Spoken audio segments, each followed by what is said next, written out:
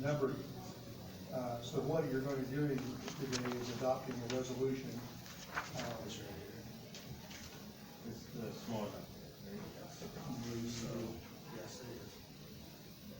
Did you just pass it? Yeah, let's see. Yeah, oh, yeah, that, Okay. yeah, I had you, that's I right. was saying, I didn't. Yep, okay. So the commissioners have approved the final form of the lease and have signed the lease. And this document does the same thing. It makes, because the date of it was originally gonna be on 20th of February, the date of everything has been changed to today's date, March the 6th. So, this resolution is the only thing requiring your, action today, other than actually signing the lease. So I'm gonna start on the second page. First paragraph, this confirms your approval of the lease in the form presented at this meeting. And the form of the lease, you've got copies in your folders. I gave it to you last time. We reprinted it with just a different cover sheet that has today's date instead of the February date that was on it. So I'm gonna just let you read that rather than read it verbatim.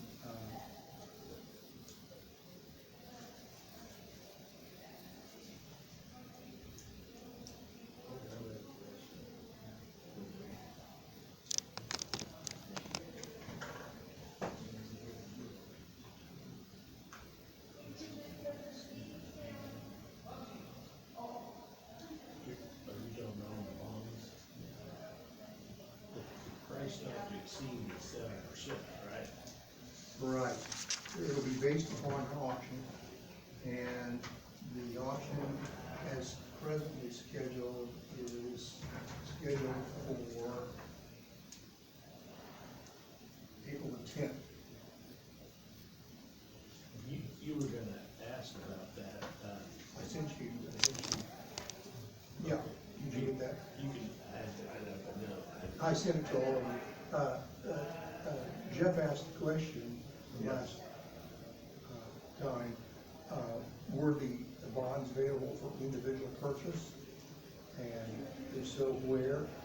What was gonna be the ballpark rate on the bonds? These bonds are tax exempt. And the answers I got back from the bond people that are gonna be selling it, which is Bayer. And I sent you all an email, except for you, Jerry. I'll get you that information here off my computer here in a little bit. The answer is yes, they are available for individual sale, and the individual's name was in that email that I sent you. I don't have your email address. Did you give me an No, email? I told you the snail mail. Snail mail, okay. I get too much stuff now. Okay, that's fine. I'll give you the information here. I'll print it off what the bond person said. So they will be available for individual purchase, and I think they say the rates, they expected between 3% and 4%, I believe it was. They're serial bonds, so some of them they'll vary. The interest rate on the bonds varies, and so when somebody buys it,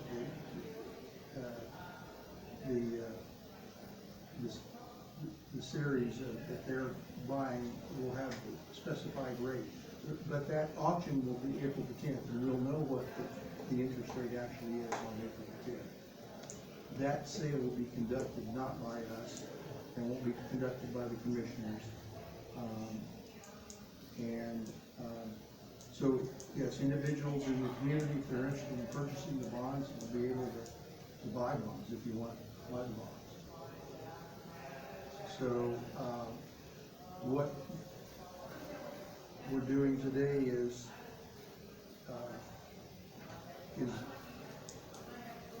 you're authorizing the bond sale. And the president or any other officer of the building corporation, I'm looking at page number 2, paragraph number 2, the second unnumbered paragraph. The president or any other officer of the building corporation is authorized and directed to execute and deliver each series of the bonds with such final terms as the officer deems necessary or advisable in the name of the building corporation, and the secretary or any other officer is authorized and deemed to attest to execution and delivery of bonds. So at some point, I don't know if that'll be at or prior to the closing. It will probably be prior to the closing. The closing will occur the week of April the 24th. You will not have to meet as a group that week. That can be scheduled for you to sign the bonds. You'll sign one document, and then they'll reproduce them. They'll have them printed and everything. So there would need to be somebody available to sign them that week, and the secretary treasurer would be the one to sign, attest to the signature of the president or vice president, whatever the case may be. So you're authorizing yourselves to sign the bonds when it's over. Number 3, the bonds are going to be issued in accordance with the indenture. That's that second, even bigger document that I gave you last time, which is called the trust indenture. And all that document does, it does a lot, but it's for the protection of the bondholders. It says what has to be done to have, coverage for the payments for the bonds, all the insurance that has to be maintained, all the legal requirements. That's the trust indenture, which I distributed the last time and which you got a copy of. And the same thing, the president and the secretary are going to be authorized to sign that on behalf of the building corporation. That document will not be signed today. Number 4 is about the sale of the bonds. That says, where it's going to be? Let's see.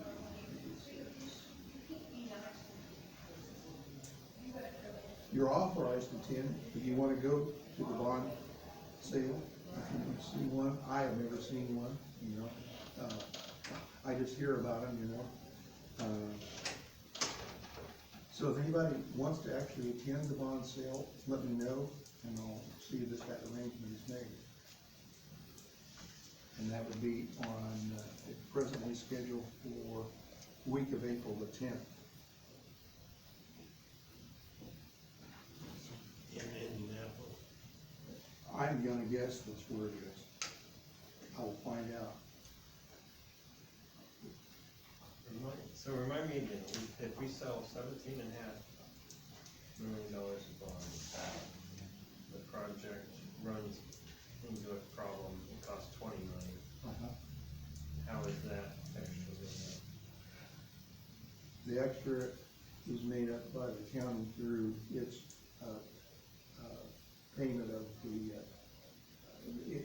there would be, if it's, it would be through the LIT. There is no property tax backup for this. It is all income tax that the county continually collects. They call it the JO LIT, JO local income tax, local option income tax. There's already quite a bit in there. Yes. And the other thing that's being used is ARP money, the recovery monies that the county has pledged to it. That could be another source. So that would be up to the county council to choose if everything, exceeded the expectations of. When does the groundbreaking start? I don't know when the ground will break. I know they plan to be on it, before fall, because they're talking about I was just utilities this morning. 3.5% on $17 million for 3 months would be a lot. Yeah, the financial that Interest during construction is figured into the cost of the bond.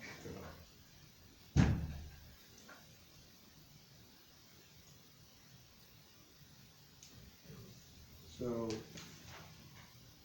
we're ready for page number 3.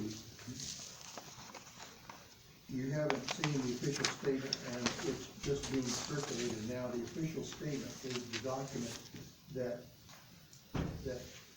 goes out with a municipal bond issue that explains to potential investors. It's kind of like prospectus.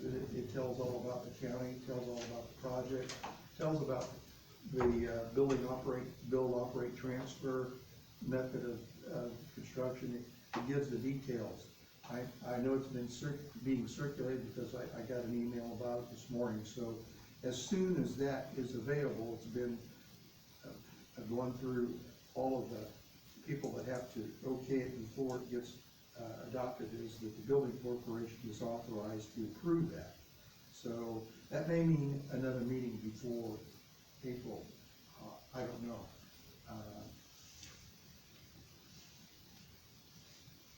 Let's see, any officer is authorized. Okay, so it would just be one officer. So that means no meeting. This will be authorize any officer to approve that statement. That statement will have already been approved by the financial advisor, by the bond council, and I don't think the board of commissioners have to approve it, because this is really the building corporation's bonds. It doesn't go to the commissioners.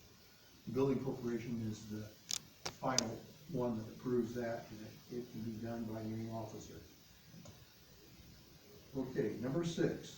The board hereby approves the purchase from the county of the premises at a price determined by the president of the building corporation, which is the price shall not exceed the principal amount of the bonds and should not be less than the appraisal value of the premises. The board of commissioners just this morning approved the appraisal, the appraisers do the appraisal of the current jail is going to be included. It's kind of like a additional security, you know, the current jail is going to be in it, and the site of the new jail, but not the site with the building constructed. They are going to be appraised by 2 general appraisers that can appraise or qualified to appraise these properties, and their names are, just for your information, Greg Vogel of Vogel Real Estate in Monticello, and Dale Webster. I'm not sure where Dale, he's from Lafayette.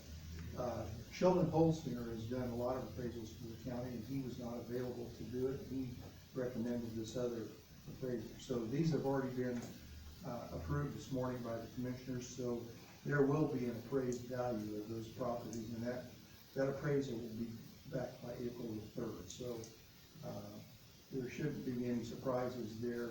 That's the floor anyway of the values. So it's going to be at least that amount. So the way this works is the county gets the properties appraised and will actually transfer them to the building corporation, on which the building will be built for the building corporation. The title will be the building corporation for the full term of the bonds, and then at the end of the term of the bonds, when the bonds are all paid off, the title will go back to the county.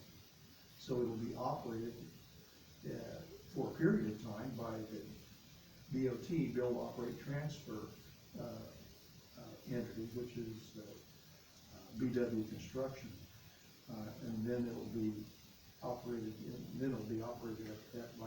By the county. So the lease will be leasing not only the site where the new jail will be built, but we'll be leasing the old jail, and the county will pay rent. The rent that will come from the proceeds of the sale of the bond and these other sources, the LIF and the ARP funds, altogether, those will be the source of the payment of the bonds.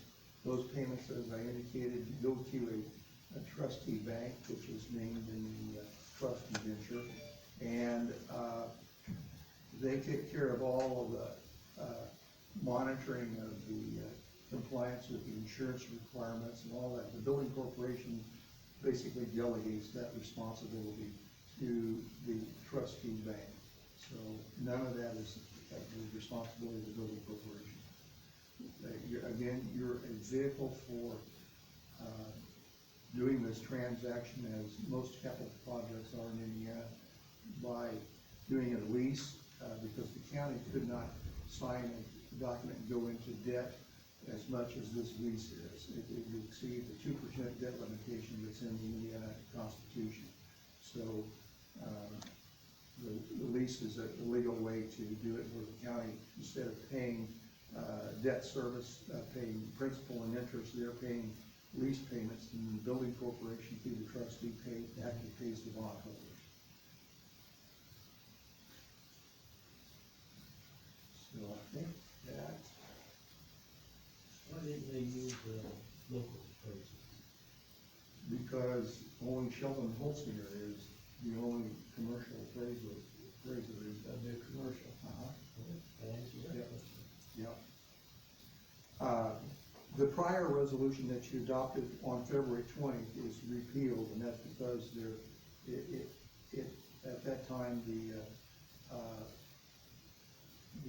commissioners weren't able to adopt their resolution yet, because they didn't have the petition back signed by the taxpayers to do the lease, and they received those petitions this morning. So this is kind of a review of what you did last, on the 20th, so,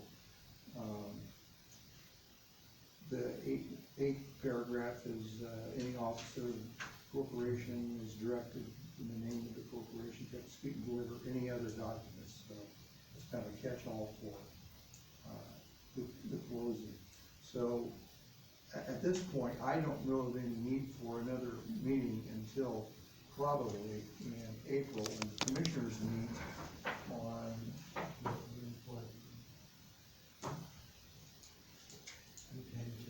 April, Bigger than mine, so I need to keep planning. 3rd and the 17th, so there's a possibility we may have to schedule a special meeting other than at the time of commissioners meeting. Do any of you have any known conflicts or schedule problems with, in the first two weeks, 4 weeks of April? Shouldn't have, it's gotta be before 2 o'clock. Okay, is 11 o'clock still a good time? Yeah. Okay. We all farm, so. Okay, earlier the better then. I mean, if it's on a non-commissioner meeting day, we can make it any time that we want. Let's schedule it over a rain. Yeah. Almost the weather. Oh, Rain. yes, There you go. okay, we'll keep an eye on the weatherman. So, with that,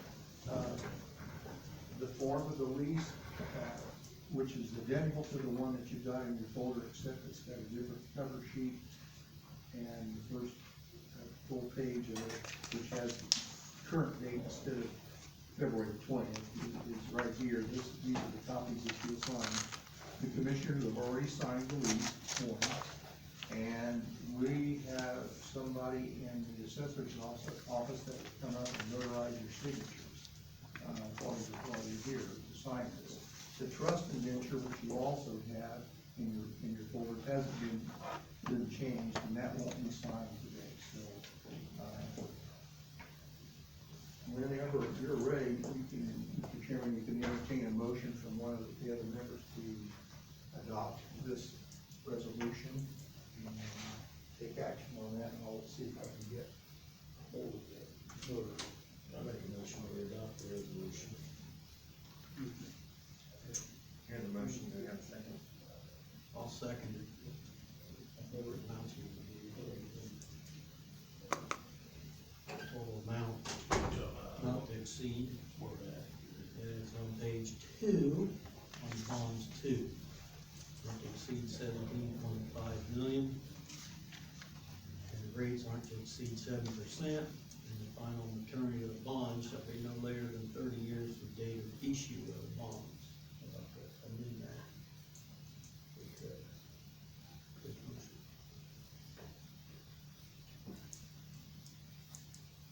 What is the question? Okay. We just did it properly. I hope. Who picked the 7%? That's just, That's just a high and a, you know, that's just a maximum.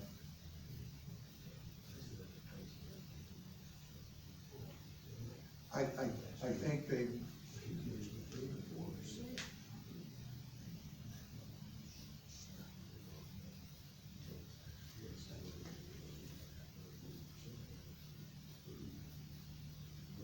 let me get that number out. Mr. Chair, this is a public meeting, so you guys need to talk a little louder so the public can hear, please. It's all right. I smiled. I tried to be nice. sorry. So, we have a motion and a second to pass the resolution, um, with the, rate and maximum amount as read by Jerry. All in favor, say aye. Aye. Aye. All opposed? Motion passes. And then you would like us to sign this, right? Yes, please. You would,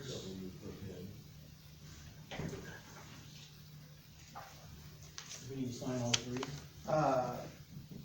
you can just sign two, we don't need all Because I three. made notes on them. Yeah, no, don't need.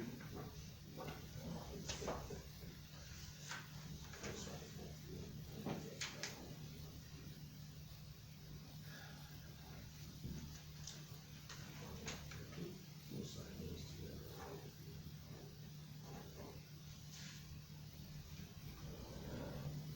I can't see the name. You can sign mine, but I'm gonna keep mine, because I made scribbles. We're gonna wait for Christy Gilman to come up from the assessor's office before we sign the lease. Thank you.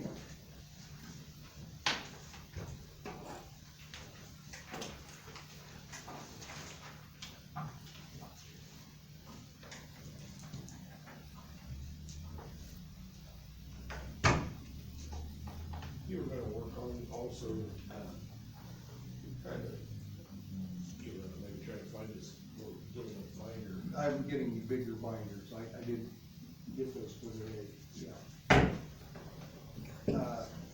By the way, I can, the auditor has, my belief, has an electric hole puncher, so when you hit your binders, we'll mass punch those so you can put those documents in. I'll get it big enough that you can put even the trust and the lease in.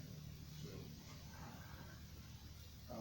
I'm gonna look up that email I got from Baird, so I can print that out for you.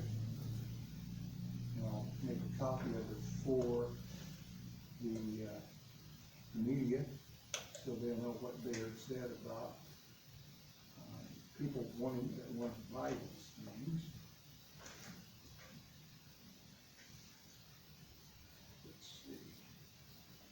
It's probably online and in person, right? I'm gonna guess yes. I haven't had one of these for a while, so it was the Clinton County Jail, in fact.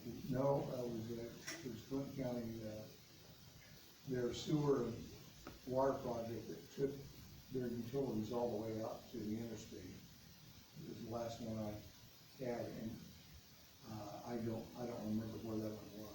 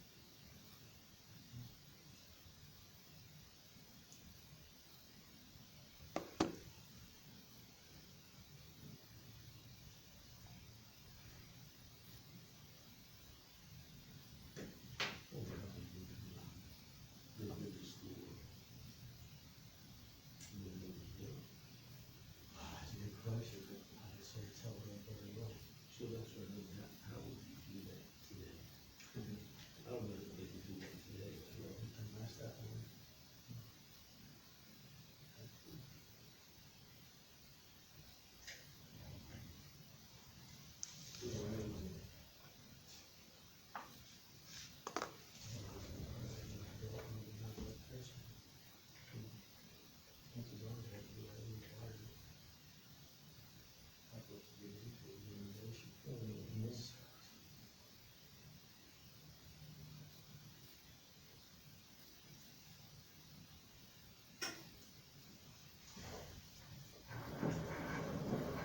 We need a law before we go today. Yes. For sure. Is there anything exciting in the news today? Absolutely. Really? Covered a commissioners meeting, doing a story about train derailment. Here? If it would happen here, Oh. what would you do? Thought I might get somebody to, think about that. That's better than the township meeting. Mhm. You say, what's our game plan? It Mhm. happened in Buck Creek in the '70s. Mhm. But you remember the Buck Creek derailment? No, There were cars all over the town of Buck Creek. I think, but when you take in our lifetimes, the number of trains that went through here, tens of thousands. Isn't it 40 a day? Okay, have you done I heard this? it was 41. I think it's 40 or 41 a day, Mhm. and I assume that's 7 days a week. Mhm. So if you take, let's just make it 250 a week, Mhm. and you take that times 50 weeks. Living on the edge. Right, but you take the number of years, I mean, we probably got a better chance of an airplane crashing into this room, right? But it could happen. Just hope not. Well, I think everybody needs to be prepared. And so I'm working on with the EMA guy. I don't know how you, How's that like? yeah, you know, because if it's grain cars, big deal. If it's- Yeah. if it's- But you watch them placards on the side of them cars, it's not funny. And that's how you tell, because the railroad doesn't give us that information. And I think they should. And the NTSB is recommending that the railroads do that. And now the Department of Transportation is involved, and I guess there's, I don't know. But they don't have to provide any information to the locals, and don't. As I'm understanding. Okay, I understand what you're saying, but that'd be a major undertaking. 40 trains a day. Well, that would all be computerized though, Jerry. I mean, they computerize the speeds of the trains, and, they factor in the curves and stuff. So, we ought to be able to go to a website and look at it. Maybe not you, because you don't turn on the computer, but, most of the rest of us could go to the website and look and see. Yeah, I mean, I think that the people have the right to know. You know me, kid of the 60s. Yeah. The only problem is there's so many things like that Mm-hmm. that you can worry about. It's never happened it happened in the '70s. I mean, I was smoke pictures in Buck Creek. I don't think there's ever been one of you. Well, when I was a young boy on the New York, Pennsylvania line, they were going through the Burr and Birmingham. And it was just coal cars, and I can remember they had a mail car came on. And went over there, and I just thought, they said US Marshals were guarding it. And I'm lying, I was thinking, of course. Raincoats, Yeah. it was raining.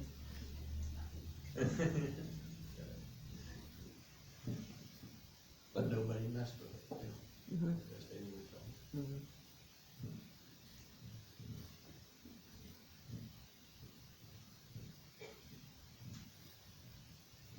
On my road, one time I seen a rail that had stretched, that amazed me. How that rail moved up. I was just stunned. I didn't know that the rails had heat sensors in places. I listened to the NTSB press conference about 5 times, took notes, because I knew then that was the story for me to do. And, yeah, You take a hundred car train has 800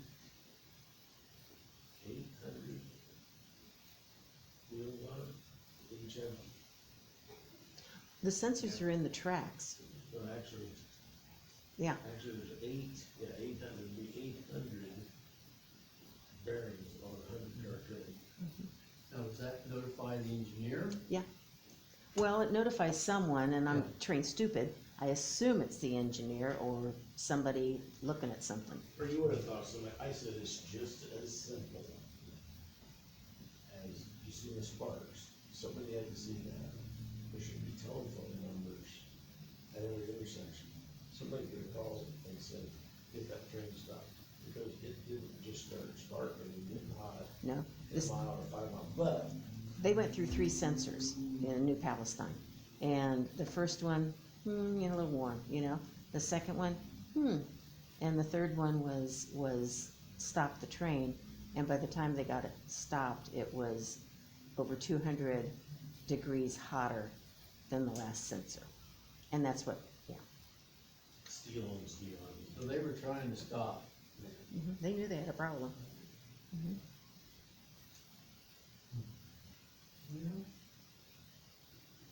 I don't remember what to do. The bearing, Right, but when. Broke. That must have just come out, it must have just got so small and melted down that it took that I car. don't know. It was number 23, car number 23. But, of course, it took out several of the cars. Yeah, It goes through every small town, yep.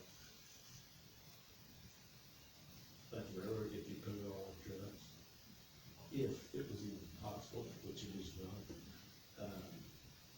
There's so many accidents on 65 right now.